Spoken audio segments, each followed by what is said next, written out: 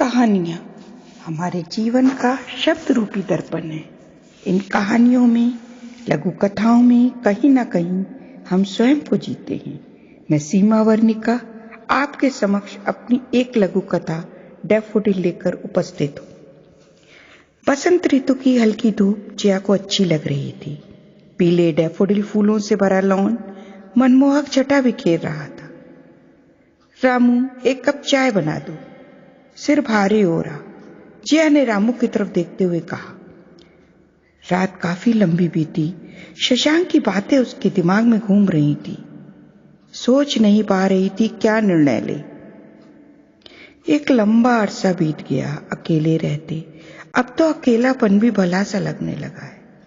वो सोच में डूबी खुद से बातें कर रही थी। रिटायरमेंट से पहले बहुत वक्त नौकरी में निकल जाता था। दिन भर की थकान के बाद कुछ भी खा पी कर निढाल होकर सो जाती थी। जिया के दिमाग में रील चल रही थी। जिया, मैं भी अकेला परेशान रहता, तुम भी अकेली, हमारे विचार भी मिलते, क्या हम दोनों शेष जीवन साथ नहीं काट सकते? शशांक के ये शब्द उसके कानों में गूंज रहे थे। लोग क्या कहेंगे, ये बहुत बड़ी बात है। कुछ भी निर्णय लेने पर उसके दिमाग में मंथन चल रहा था। रामू, मैं बाहर जा रही हूं, मेरा खाना न बनाना, जिया कहते हुए अपने कमरे में चली गई। थोड़ी देर बाद वो तैयार होकर घर से बाहर निकल आई। ऑटो लेकर शशांक के घर पहुंच गई। क्या सोचा फिर तुमने जिया? शशांक प्रश्नवाचक निगाहों से उसकी तरफ देखते हुए बोला। मैं तैयार हूं शशांक जी, जिया ने आत्मविश्वास से भरकर मुस्कुराते हुए कहा।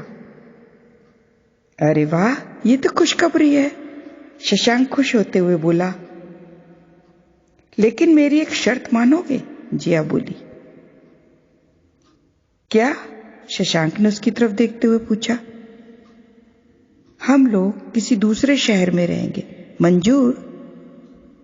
जिया शशांक की आंखों में झांककर बोली।